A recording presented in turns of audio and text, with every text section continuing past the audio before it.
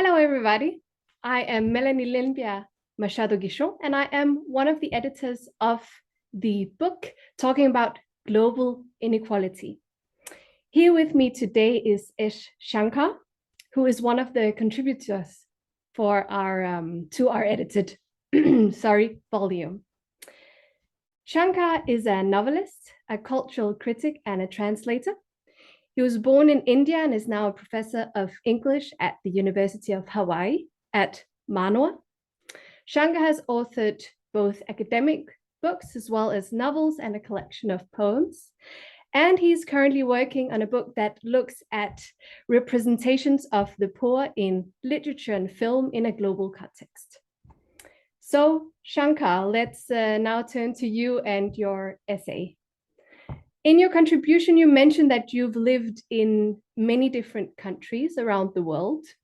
You were born in India, as I said before, and you also grew up in Germany in the 60s and in Nigeria in the 70s.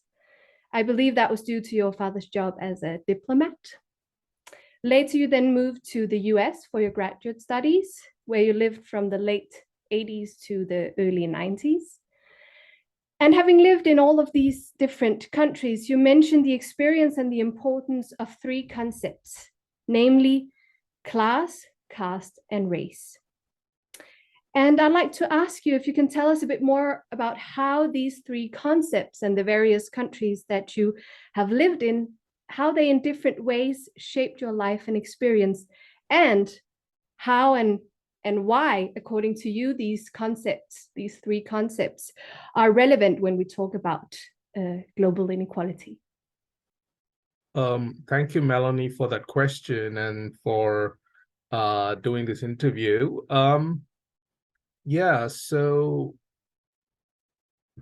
I think I should begin by saying that in most people's minds, caste is something which is specific to India, and race is not so much specific to the US, but it's certainly race is considered of central importance to the US in understanding US society. So, that it's a highly racialized society and it has a very foundational role within it.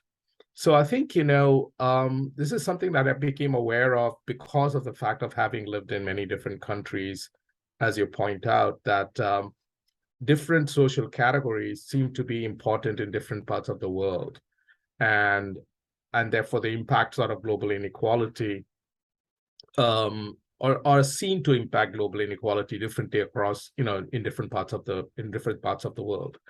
Now, for example, in Nigeria, when I was growing up there, I certainly had a sense of myself as a non-African person in an African country. Not necessarily, located in the same way as maybe a white person would be, but nevertheless, the difference in race was absolutely crucial. And there is a history of Indian migration from India in African countries, especially East Africa, but also West Africa to a lesser extent. So it's not that I was an unknown quantity, but definitely, but definitely my difference in terms of race was understood in terms of race.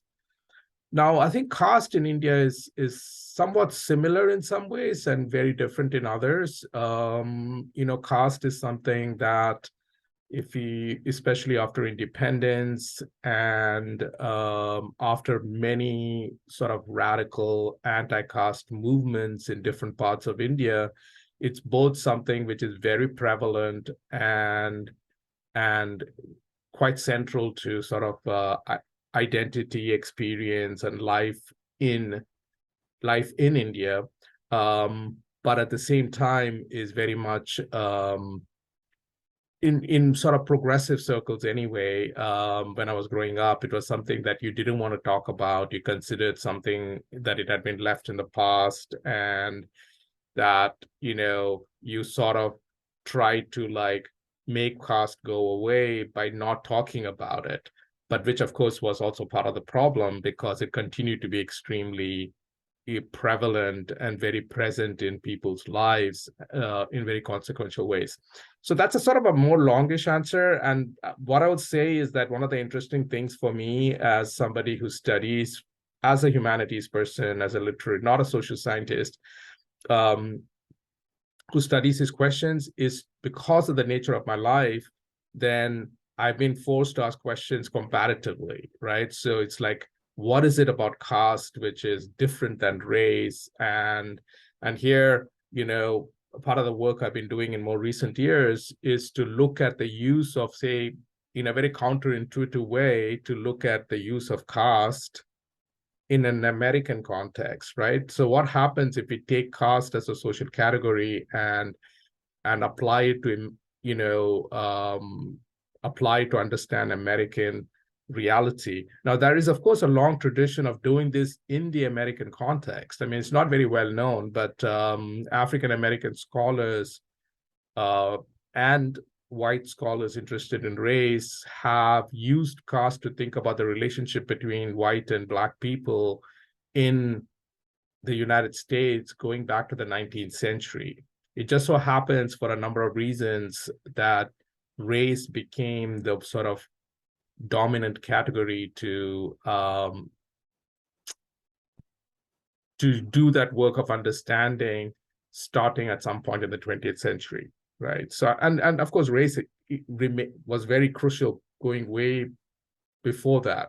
But the difference between race and caste, what is race, what does each one mean, was less clearly known. It's only after the middle of the 20th century that they become so separated. So these are some of the questions that I raised. But of course, I come to it, as a novelist and as a professor of literature. So I'm interested in sort of narratives about these issues. I'm interested in the stories that we tell, and yeah.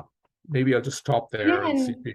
And maybe I can thank you first of all for clarifying, but maybe I can pick up on that last part, because that's interesting, because you as a novelist, how is it that you use literature to kind of explore these different issues of global inequality? Yeah. So that's my current book project. Most of my novels are in one sense or the other sort of novels about, well, I guess I have three novels, and maybe the second novel is not this would not be necessarily the most important characterization of it, but certainly my last novel is about characters who are living their lives against the background of anti-caste radical movements in South India. So they tells a story about people's lives as they're impacted by these sort of movements against global inequality, challenges to global inequality, but also inequality in a specific place and time in India. As a scholar, because it is true that I'm also a scholar of stories. So then I'm interested in, and this is my current book project, which is to look at, which you mentioned in your introduction, which is to look at, representations of the poor in novels and films. The point of departure there for that book is to make the observation, which I think is both uncontroversial and quite astounding, which is that discussions of poverty and the poor have largely been left to social scientists and policy analysts. And for reasons which I do not fully understand, because it's not as if literature professors or humanities people are not talking about other forms of social oppression. I mean, the whole field of postcolonial studies or feminism, right, to refer to another social category of central importance globally, in terms of gender. So there has been a lot of really interesting, very important work by scholars located in the humanities in these fields. And yet when it comes to poverty and the poor, there hasn't been the same kind of, there's been very few sort of studies. But I feel like, the policies, the sort of different sort of strategies which are adopted by societies when responding to the problem of poverty take place in a context filled by stories that we tell about the poor, you know. And I suppose, one could think of this as a form of ideology critique, stories as being one of the avenues through which we understand, how we understand the poor. So I think that's the gap that I think literature professors and humanities people more generally can fill from an analytical point of view. Very interesting.